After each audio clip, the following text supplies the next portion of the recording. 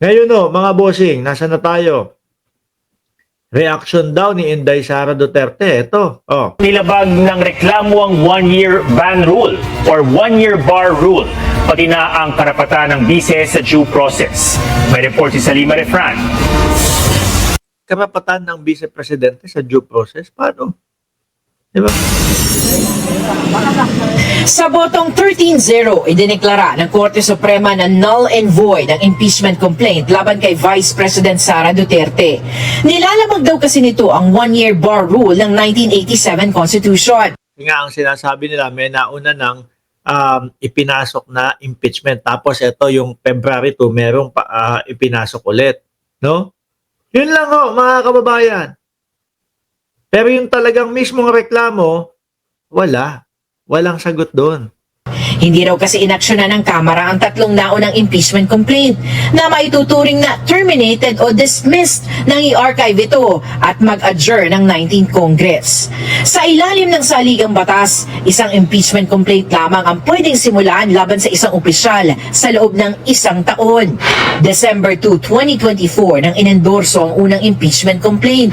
December 4 naman ang ikalawa at December 19 ang ikatlo.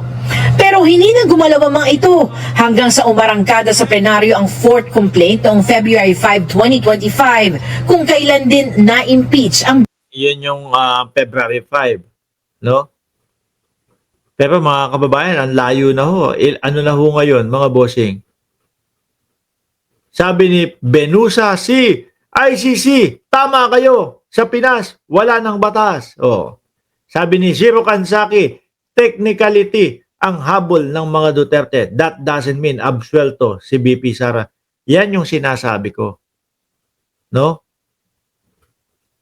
Nagdidiwang ho sila dito. Nagdidiwang yung mga DDS. Nagdidiwang yung kampo ni Sara Duterte.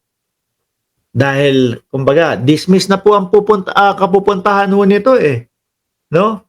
Pero sabi ko nga sa inyo, nakatatak sa utak ng mamamayang Pilipino yung question, no? O katanungan, magnanakaw ba yung Vice Presidente ko o hindi? Saklap yun. Yun yung pinaka masaklap na marinig po. Magnanakaw ba? No? bise. Is there any objection? The chair hears none. The motion is approved. Because there were 3 complaints that came ahead of it, and although Congress was able to include it in the order of business, it did not refer it to the proper committee within the 3 days because they had to adjourn. So the Supreme Court said that they archived it, and as a result, it was terminated, therefore deemed dismissed. Yan po talaga ang sasabihin ng Supreme Court. Naku po, kapag inuwi namin si Duterte dyan, pag pinayagan namin si Duterte dyan, papalayain to sa Pilipinas gamit yung mga teknikalidad.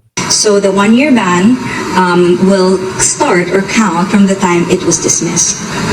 So the fourth complaint could not have validly been transmitted to the Senate. Nilabag din daw ng fourth impeachment complaint ang right to due process ng bise. Punto ng korte, dapat pinamahagi sa lahat ng kongresista ang mga ebidensyang sumusuporta sa articles of impeachment. At dapat nabigyan sila ng sapat na panahon para makapagpasya kung susuportahan ito o hindi. Dapat din sapat ang ebidensya para patunayan ang mga aligasyon. Kulang pa pala yung mga Mary Grace Piatos.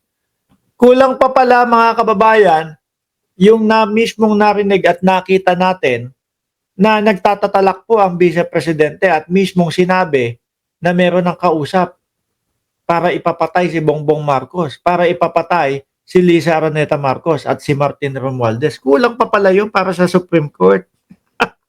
At dapat bigyan ng pagkakataon ng akusado na maipahayag ang kanyang panig bago Sila ang hindi sumasagot. Tama nga si Sir Maxip.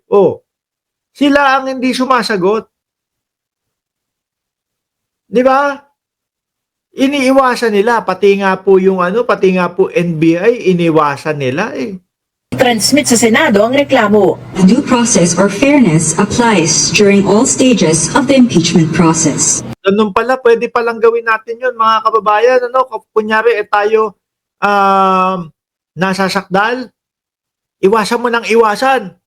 No, wag kang sumagot ng wag ka sumagot. No, iwas, ayoko sumagot. No. Tapos pagdating hindi nyo binigyan ng karapatan na sumagot ang nasasakdal. Ay, nako po, no? Kung totoong tao si Kengkoy, ay Diyos ko. Pero paglilinaw ng korte, hindi nito inaabsuelto ang bise sa mga reklamo laban sa kanya. Hindi, pero kayo ang gagamitin ngayon ng Senado para sabihin na kung ang Korte Suprema nga sinabi na ang Vice President yung impeachment complaint unconstitutional . Bakit pa natin itutuloy 'yun? Ganun lang ho 'yun, mga kababayan. Tapos ngayon gustong ipamukha ng mga senador na gusto nila na matuloy o magbobotohan sila. Diyos ko. Para naman ho tayong mga pinanganak kahapon, mga bossing. Samantalang yung kitang-kita ho natin, mga kababayan, yung mga style ho nila nung nag-aalibay pa po sila at dinidelay nila ng dinidelay yung impeachment. Ang Kamara, gagawin daw ang lahat ng remedyo para protektahan ang kanilang mandato. Sabi ni House Spokesperson Attorney Princess Abante, ang House of Representatives ang tanging may kapangyarihan para magsimula ng impeachment. Kung papayagan daw ang pangingimasok ng hudikatura sa pagsisimula ng impeachment process, nalalagay anya sa alanganin ng prinsipyo ng checks and balances. Wala na yan. Hakbang na politikal na nakaugat sa people's will aniya ang impeachment. Hindi raw dapat ito patahimikin ng anumang teknikalidad. Hindi pa raw nila natatanggap ang kopya ng Oo, kasi kung yun yung makakasagot sa problema ng ating bayan, mga bossing, bakit ihinto mo? No, kasi meron ng unang ganito, meron ng pangalawang ganito. So yung impeachment nyo, umapat na yan. Hindi na, bawal na. Kung nakakita ka na no? Kung nakita mo na kung may mga ebidensya na Naku, ito. Pagka na-check natin ito, na ganito, magkakaroon ng paggamot sa ating bayan. Wala, hindi pwede. Kasi yun nga, yung teknikalidad nila. Kaya ganyan din ho ang ibabalik o i-reverse back sa mga Duterte, kay dating Pangulong Duterte, hindi hahayaan na mapauwi yan, no? At sila Bato naman, hindi papayagan yan na sa Pilipinas na lang detention, hindi ho. Kung ganyan ang nangyayari sa Pilipinas di ba? Kailangan dito sa amin, patas dito sa amin. desisyon ng Korte Suprema. Pero pag-aaralan nila ito, oras na makuha nila ito. Reaksyon naman ng defense team ni Duterte. Ang desisyon Masaya. Siyempre masaya ho ang magiging reaksyon ng depensa ng dating ng Vice Presidente. Bakit to, mga kababayan? Biruin mo, kliyente mo, okay na sa kanya na hindi malinis yung kanyang pangalan basta mahinto lang yung impeachment, basta ma-dismiss lang. Basta hindi lang matuloy yung impeachment, okay na sa kanya, di ba? Okay na sa kanya, naman, kung isipin ng mamamayang Pilipino, magnanakaw ako. Okay na sa kanya yun, basta dismiss lang. Wala nang problema. No, basta mailusot lang. ng Korte ay pagpapatibay sa dati na nilang iginiit na nakakalas sa konstitusyon ang ika-4 na impeachment complaint. Pinatitibayan nila nito ang proteksyon ng saligang batas laban sa pag-abuso sa impeachment process. Nananatili Paano naman yung kabad ng bayan natin? Ako ho, mga kababayan, sabi ko nga sa inyo, sa nakikita ko, ito po ang simula lalo ng pagbagsak ng Pilipinas. Ayoko mangyari. Ayoko pong mangyari, mga kababayan. Pero sa nakikita ko po, bibigyan ng lakas ng loob lahat ng magnanakaw sa gobyerno. Itong ginawa nilang mga to. No? Itong mga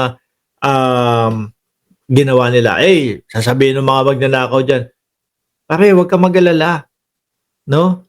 Kahit itambak pa nila ang ebidensya nila sa atin, may butas ang batas sa Pilipinas. Dalihin natin sa teknikalidad, hindi matutuloy yung pagpapatanggal sa atin. Di ba? Hindi naman nilang handa ang defense team para sagutin ang mga alegasyon sa tamang oras at lugar. Defense team. Biruin mo mga kababayan, depensa nila. Ano depensa nila? Wala. Pa-dismiss. Yung impeachment. Hindi ho depensa yun doon sa sinasabing o inirereklamo kay Vice Presidente. Hindi ho depensa yun. Mga bossing.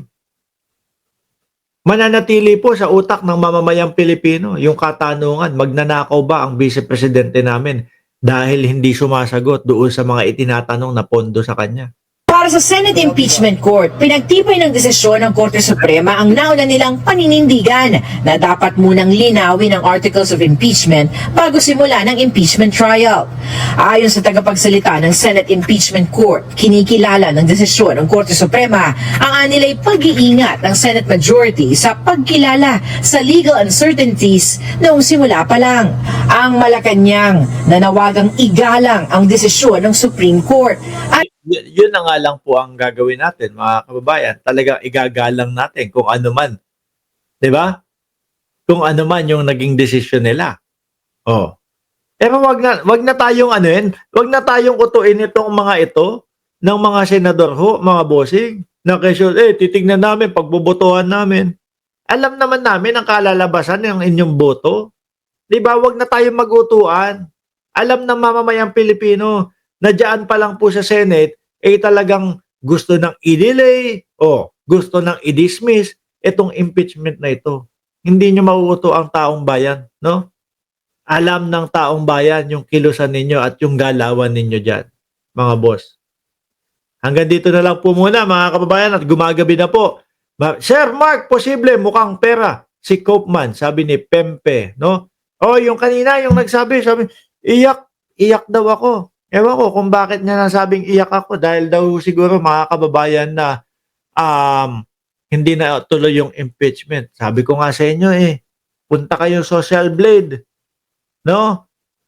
Tapos tignan nyo kung kapag kada vlog ko iiyak ako kasi hindi na tuloy yung impeachment. Tignan nyo mga DDS.